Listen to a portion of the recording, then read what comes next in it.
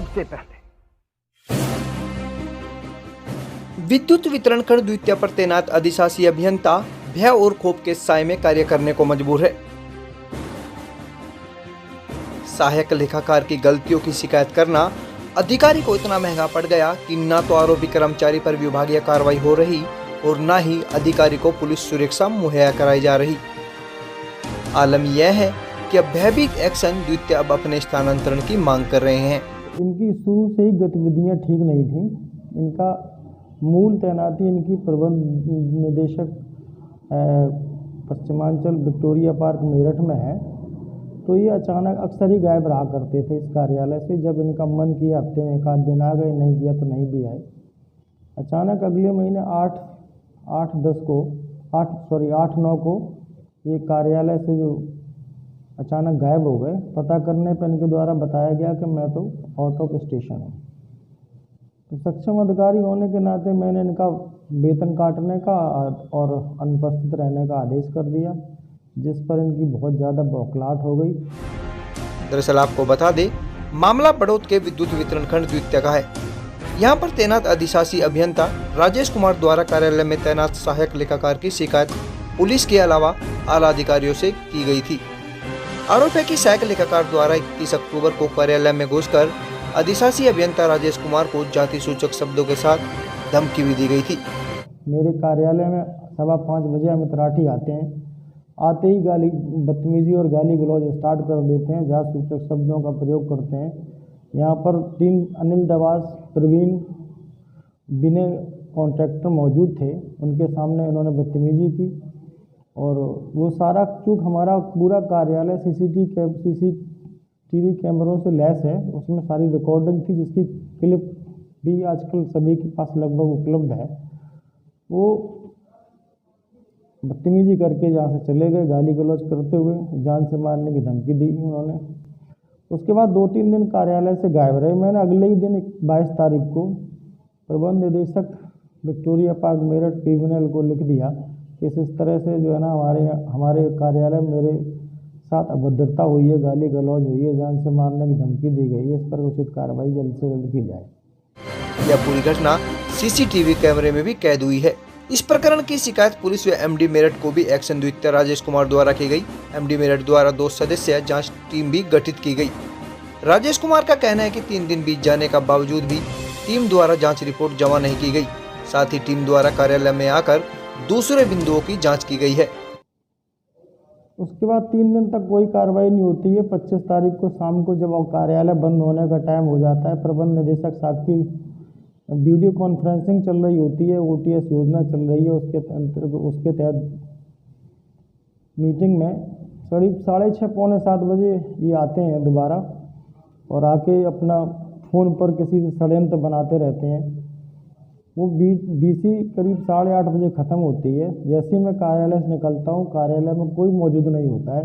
मेरा पीछा करते हैं और मैं किसी तरीके से अपने ड्राइवर को लेकर जान बचा के भागता हूँ यहाँ से।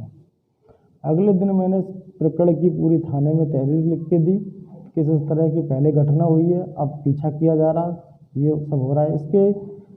इस पूरे प्रकरण में जो 22 तारीख का पत्र था, एमडी साहब के द्वारा एक कार्यालय ज्ञात किया गया कि इस प्रकरण की जांच सबमिट कर इस पर कार्रवाई की जाए। उस जांच टीम के 2 सदस्य थे, श्री संदीप पांडे अधीक्षण अभियंता भंडार मेरठ में, ये भी तैनात हैं, और एक सौरभ कुमार सहायक लेखाकार, ये भी मेरठ में तैनात हैं। ये टीम के मेंबर थे। यहाँ पर आके मैं एमडी ऑफिस में ही था मेरठ में। यहाँ पर आके जांच कर उस प्रकरण की जांच ना करके अन्यत्र प्रकरण की जांच ऑफिस के और प्रपत्रों की जांच कर रहे थे, जो बीच में मनगढ़ंत तरीके से उसको इंक्लूड किया गया।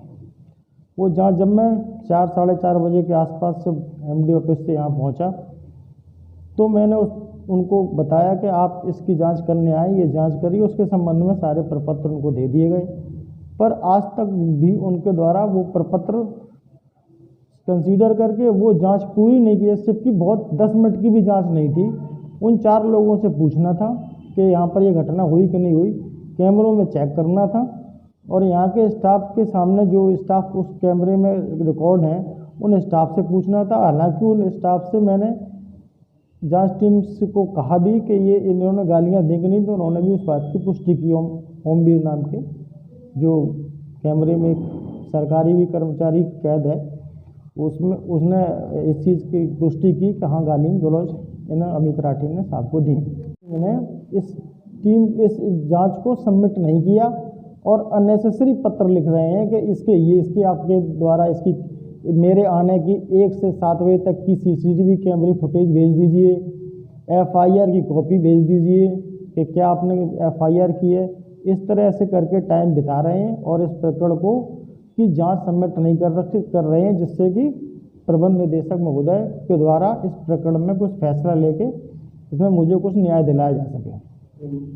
मैं भयभीत हूँ। मैं प्रबंध निदेशक साहब से मिला था और मिलके मैंने एक आज इस तरह से वो कार्यालय अनऑफिशियल टाइम पर आ जाते हैं और दबाव बनाते हैं, जो आदमी गाली गलौज धमकी दे सकता है।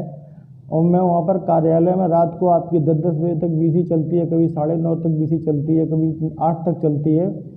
तो मेरे ऊपर कोई जानलेवा हमला या कुछ हादसा हो गया तो उसके लिए जिम्मेदार कौन होगा? तो इस पर भी प्रबंध निदेशक साहब द्वारा कोई एक्शन नहीं लिया जा रहा है। ना तो मेरा, अगर आपके ऊपर कोई राजनीतिक दबाव है तो आप कोई नहीं, आप चूँकि लोगों की पोस्टिंग तो गृह जनपद में भी नहीं होती है, इनकी पोस्टिंग घर में अगर करने का विभाग की मंशा है तो कंटिन्यू करे, मुझे यहाँ से हटा दे। पर मुझे भी यहाँ से नहीं हटाया जा रहा है और उस पर भी कोई कार्रवाई नहीं हो रही है। अगर मैंने कोई जो है ना कोई गुनाह किया तो आप मेरे को वहाँ से स्थानांतरण करवा दें, मुझे और कहीं मेरी और कहीं तैनाती कर दें, मेरे को अटैच कर लें। पर प्रबंध निदेशक साहब अगर कुछ निर्णय लेना चाह भी रहे हैं तो जांच टीम सबमिट नहीं कर रही है जांच। उन्होंने बताया कि स्थानीय निवासी होने के कारण सहायक लेखाकार द्वारा हर तरह से दबाव बनाया जा रहा है। उनका कहना है कि यदि किसी राजनीतिक दबाव के कारण सहायक लेखाकार पर कार्रवाई करना संभव नहीं है तो मेरा स्थानांतरण कहीं और कर देना चाहिए, क्योंकि वे यहाँ पर प्रतिदिन खौफ के साए में नौकरी करने को मजबूर है।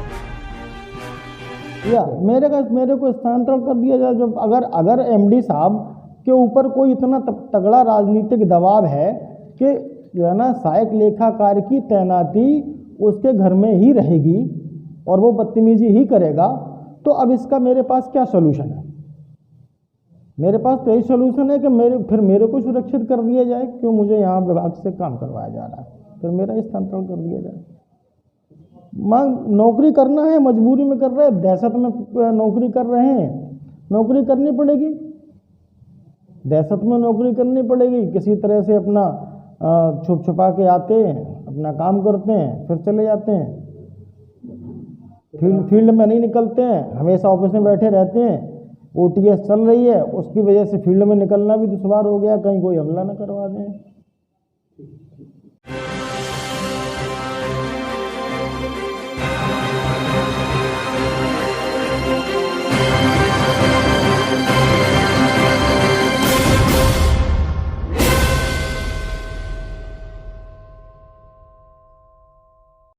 अब कोटेल लेकर आया है दीपावली के शुभ अवसर पर मेंस एंड लेडीज वेयर में सभी वैरायटीज पर बाय 1 गेट 3 ऑफर।